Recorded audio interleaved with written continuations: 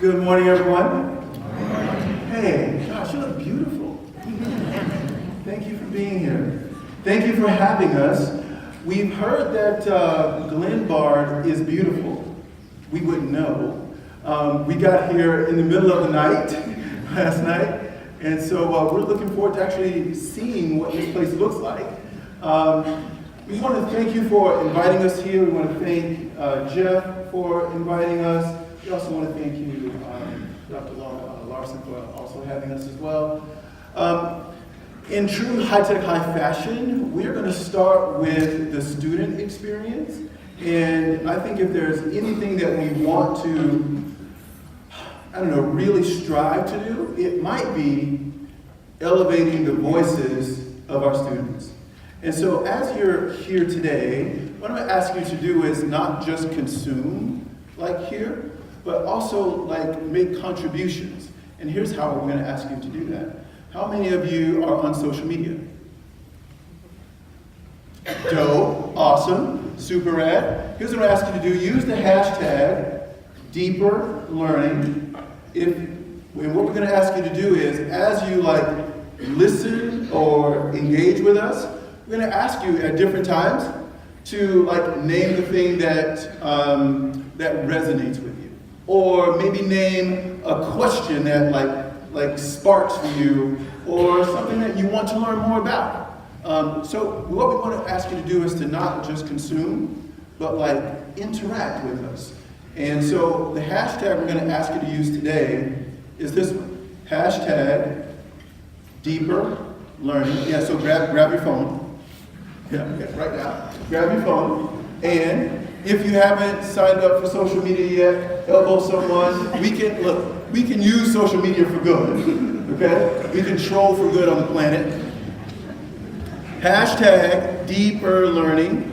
And as you do that, we're going to invite our first speaker to the stage. And how about we do it this way? I'm going to ask you in just a minute to welcome a junior at our high school. Her name is YahYah. Can we give a big round of applause to her?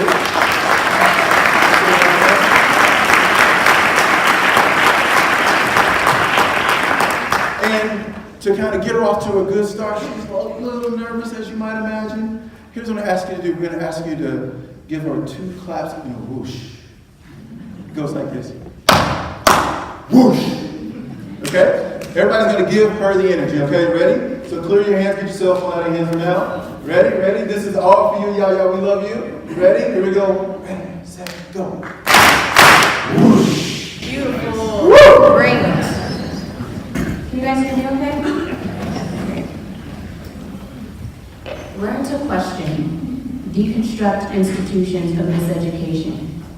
Is this success? To measure our worth by material wealth? We've journeyed for centuries of search of self, struggling to survive against the odds of life, where hopes are divided by broken dreams. My people, keep on, keep on, keep on. Keep on moving, but be moving in the right direction. Ask one question. Are we taking the path towards freedom, or are we blindly being led towards self-destruction? Imagine a 5-year-old little girl who wakes at the crack of dawn each day because she knows the next 7 hours are going to be filled with a nurturing, supportive, inspiring, and liberating learning environment. Now imagine a girl lying in her bed, paralyzed and sickened by the thought of having to go to school because she knows her next 8 hours would be filled with physical, mental, and emotional exhaustion. Both of these girls are me. What would take a girl from loving learning to despising it? I can remember how shocked my mother would be walking down the stairs to find that I was fully dressed in my uniform and had already eaten breakfast without managing to burn down the kitchen. I made my own bowl of cereal. My natural hunger for learning was satisfied by the constant love and validation that was reinforced to me each day. Class began each day with an affirmation, and I want you guys to repeat it after me. I don't shine. I don't shine. If you don't shine. If you don't shine. Let's say it again. I don't shine. I don't shine. if you don't shine. if you don't shine. Hearing this daily gave me the inspiration to own my innate brilliance, as well as see it in all those around me. I didn't view my peers as competition, but rather I saw them as members of a collective learning community, a community which had, at its core, teachers who genuinely cared. Not only did they care about what I was learning, but they cared about how I was doing it. And sometimes it's overlooked how important this is for a student. There's a quote by Teddy Roosevelt which says, "People don't care how much you know until they know that you care." And I asked myself, when did we as students no longer care about school? I know for me, the shift began in about the 5th grade, where I started to feel disconnected from the subject matter. I could no longer see myself reflected in the curriculum, and the emphasis was further placed on standards, test scores, and rigor. Now, there's nothing wrong with challenging students, but when the priority is placed on those standards, the value and the joy and the passion for learning is simply lost. I remember spending 8 long agonizing hours in such an intense learning environment to only return home to be faced with 9 more hours of homework that would oftentimes keep me up until around 2 a.m. And I was only in the 6th grade. When was I supposed to have time for myself? When was I supposed to have time to think about my life, my dreams, my purpose? When did I have time to build relationships with my family and my friends? When did I have time to play, to laugh, to feel? When did I have time to be me? Now, I can credit my school for helping me become a better academician.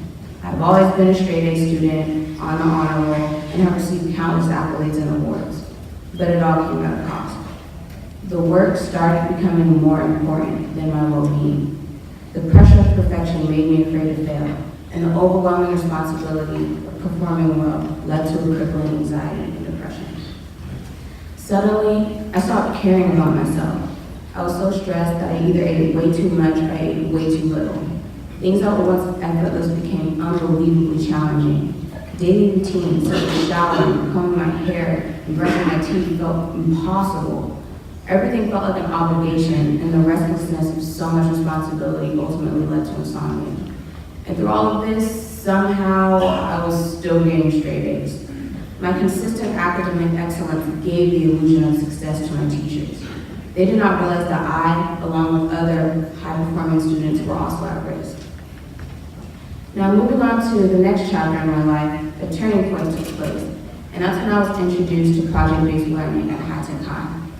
Now, it has been a gradual process adjusting to such a different approach to teaching and learning, but I believe that it was due to the fact that I had been programmed as such a traditional mode of education. It was actually like a culture shock to arrive to a place where teachers were willing to listen to students and students actually had a voice. You could walk into the school and you see the brain power of all individuals reflected throughout the walls and the hallways. And architecture was built that reflected the semester of learning from students. The atmosphere of it all was something that I was never acclimated with in school in the past. My introduction to freshman year was attending a student-led conference, which is traditionally known as a parent-teacher conference. Let's not forget. And it's really evident that in the name alone, the teachers were able to listen to students, and the students actually had the opportunity to share their ideas. I remember being asked the question, what can we as teachers do to support you in your experiences here? And I had no answer. It was crickets. I had to ultimately learn to think for myself again. On this journey of self-discovery, we as students need to be allowed to incorporate ourselves, our ideas, our experiences, and our gifts into the academic arena. Not only will we be inspired, but we will be inspiring others. Education will become so much more enriching. Education will become what it was truly meant to be. And what was it meant to do, you ask? The answer lies in the root word, educe, which means to bring out our brilliance, our genius, and our excellence. I've always observed immense doubt in students, regardless of their performance, because of the weight that is constantly dropped on our shoulders without any form of relief and reassurance. As we grow up, we begin to lose the passion of learning because we oftentimes observe the lack of passion within the teaching. What makes you think that we want to be here if some of you guys don't even want to be here? I was talking to a teacher the other day, and he said, sometimes we look at the clock just as much as you do, if not more. And it was humorous in the moment, but it posed a question to me of why do we have this tendency to look at the clock at all? Why is it that we're in this institution all throughout our early lives, but we can't even fathom our purpose for simply being there beyond the law for students? Why is it that the idea of actually enjoying waking up every morning and further supplementing our minds with knowledge is some foreign, unrealistic concept, an augmented reality? We will continue to have this problem unless we begin searching for the solution, begin the process of going against the grain, and begin the process of seeking something new. Learning is infinite, eternal. It is lifelong. We can't assume that when we're done with school, we're done with learning. And why should we? Learning is from the earth's core to the skies that above. It is beautiful, and it took me time away from school to actually recognize that. When I ultimately gave myself permission to discover what I truly love, I was capable of incorporating it both within the educational environment and in my personal life as well. Education is the world. It is you and it is me. And it's an abomination to confine our minds and our learning just within 4 walls. It shouldn't be a trend to loathe learning, see school as a prison or as a hell. But for many, that is a genuine reality, and it's not something to be swept under the rug. We are more than our complaints. We are a cry for you to see us as we are, what we have to offer, and what we have to say. It's important that the intellect of our youth are not only challenged, but uplifted as well. There are so many students that see education as an obligation and not as an opportunity. Let us work together to water our intellectual flower, cultivate our minds and our spirits, allow us to blossom into the greatest that we know possible, not solely for society's approval, but rather for our own independent and distinctive minds. Remember, I don't shine if you don't shine. I want to be a star. I want to be the illuminated one, offering brilliance to the night sky. I want to be the universe's spirit song. I want to be their ancient wisdom, their hope for liberation. I want to be, because where I've been, the kind of star I hope to be quickly becomes a forgotten memory. I know the light that shines, everlasting inside of our souls, lost in a modern day trade of self for slave, daughters and sons breathing a wave of birth to rise from our depths into our ascension. Our revelation to the world has never been far, but only when it's dark enough can you see the stars. Thank you.